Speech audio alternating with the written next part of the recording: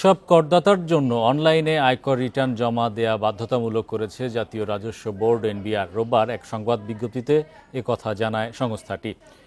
Bundle থাকলে প্রতি সেনমানিতে টাকা বাঁচবে। বিকাশ সেনমানি বান্ডেল কিনে জিতুন প্রতি লেনদেনে। সোমবার থেকে অনলাইনে 2025-26 কর বর্ষের রিটার্ন দেয়া যাবে। তবে প্রবীণ, শারীরিকভাবে অক্ষম ব্যক্তিসহ 4টি বিশেষ শ্রেণীর করদাতার জন্য কাগুজে রিটার্ন দাখিলের সুযোগ রাখা হয়েছে। বর্তমানে 1,12,00,000-এর মতো কর শনাক্তকরণ নম্বরধারী বা টিআইএনধারী আছেন। তাদের মধ্যে প্রতি বছর মাত্র 40 লাখের মতো রিটার্ন দেন।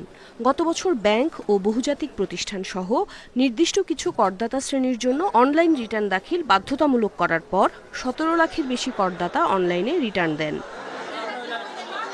করের আওতা বাড়াতে এবার ব্যক্তি শ্রেণীর করদাতার জন্য অনলাইনে রিটার্ন দাখিল বাধ্যতামূলক করল এনবিআর।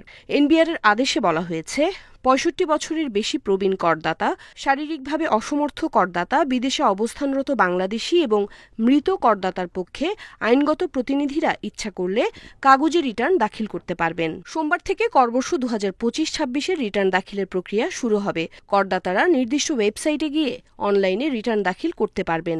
একটা শক্তিশালী সুশাসন এবং রাষ্ট্রের স্বার্থে সবাইকে এক জায়গায় হতে হবে এবং হয়ে যে রেভিনিউ কালেকশন বাড়ানোর কোনো বিকল্প নাই, আবার রেভিনিউ সিস্টেম যাতে বিনিয়োগ এবং করদাতা বান্ধব হয় সেটারও বিকল্প নাই। করদাতারা ব্যাংক ট্রান্সফার, ডেবিট ও ক্রেডিট কার্ড, বিকাশ, রকেট, নগদ অথবা অন্য কোনো মোবাইল ফাইন্যান্সিয়াল সার্ভিস অ্যাপ ব্যবহার করে ঘরে বসেই কর পরিশোধ করে অনলাইনে আয়কর রিটার্ন দাখিল করতে পারবেন।